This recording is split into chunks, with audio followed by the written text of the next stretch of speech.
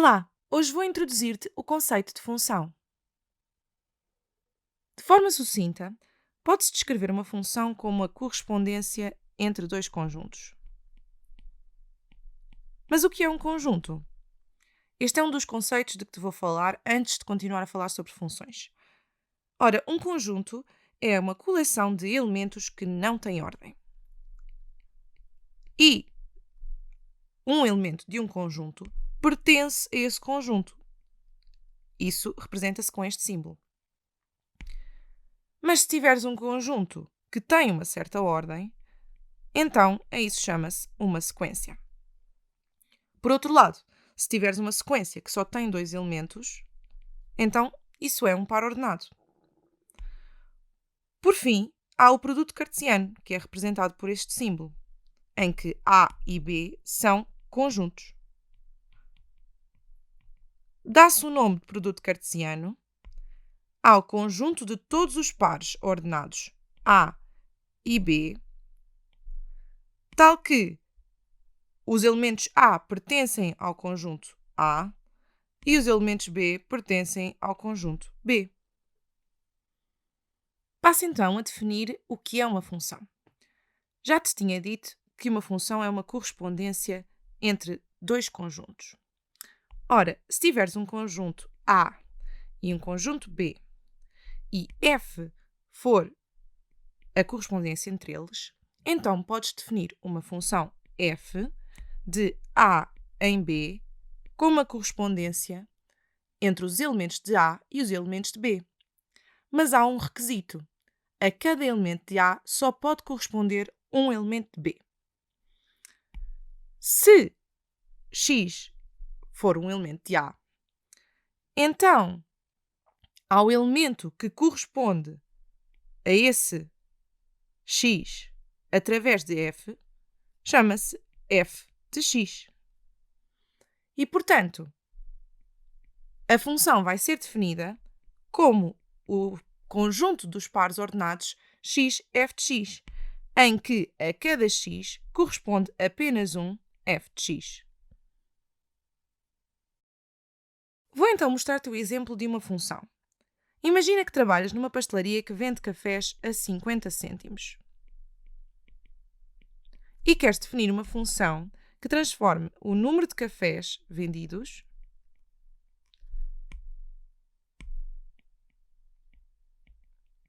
na receita gerada por eles. Portanto, no dinheiro que a pastelaria ganha ao vender esses cafés. Se o conjunto A for o número de cafés vendidos e o conjunto B for a receita, então no conjunto A terás 1, 2, 3, 4 cafés e por aí fora.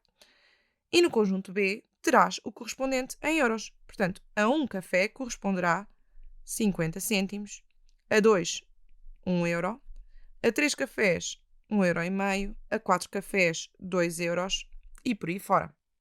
Mas imagina que um dia há uma promoção em que se oferece um café a cada 2 que são comprados. Então aí a correspondência já vai ser diferente. Já vai haver uma função diferente para os mesmos dois conjuntos. Ora, a um café vai corresponder ainda 50 cêntimos. A 2 cafés continua a corresponder 1 euro. Mas assim que uma pessoa pede 3 cafés, então aí corresponde a 1 euro, porque um desses cafés foi a oferta. E se forem 4 cafés, então será 1,5 euro.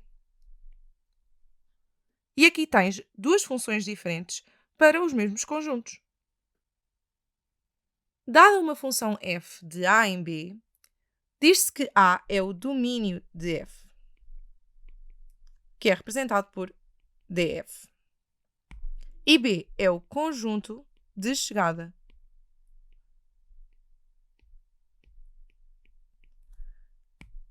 Aos elementos do domínio dá-se o nome de objetos, que normalmente são representados por x. Depois há também as imagens, que pertencem ao conjunto de chegada, e são representadas por y, que é igual a f de x. ao conjunto das imagens chama-se contradomínio, que é um subconjunto do conjunto de chegada e é representado por D'F ou CDF. Olhando para o exemplo, vês dois conjuntos, A e B, e uma correspondência entre eles, F. O conjunto A é o domínio de F e tem os elementos 1, 2, 3 e 4. E o conjunto B é o conjunto de chegada de F e tem os elementos 10, 15, 20, 25, 30, 35 e 40. Mas pode-se definir ainda um conjunto que inclui apenas os elementos de B que são uma correspondência dos elementos de A. A este conjunto chama-se contradomínio de F e tem os elementos 10, 20, 30 e 40. Para que uma função esteja completamente caracterizada ou definida, é preciso saber três coisas sobre ela: o seu domínio, o conjunto de chegada e uma regra de transformação que te diga que imagem corresponde a cada objeto.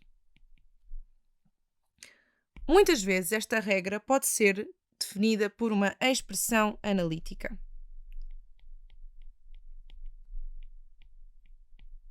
Que é dada por y igual a f de x.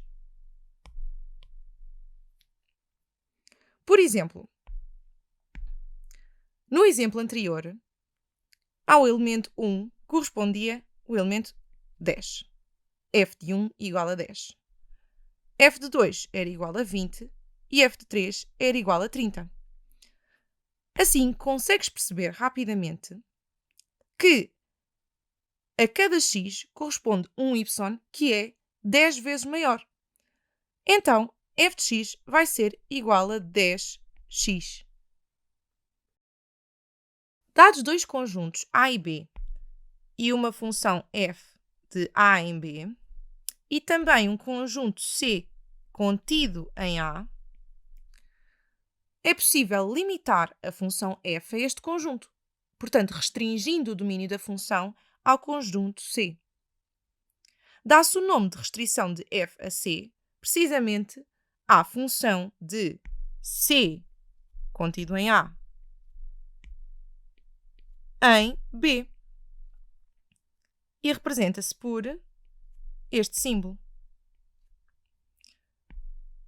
Também se pode representar a imagem de C por F através de F de C. Olhando para a imagem, podes ver dois conjuntos A e B e a função F, que é a correspondência entre eles. E depois tens também um conjunto C contido em A. Vai então haver um conjunto contido em B, F de C, que inclui os elementos que correspondem aos elementos de C.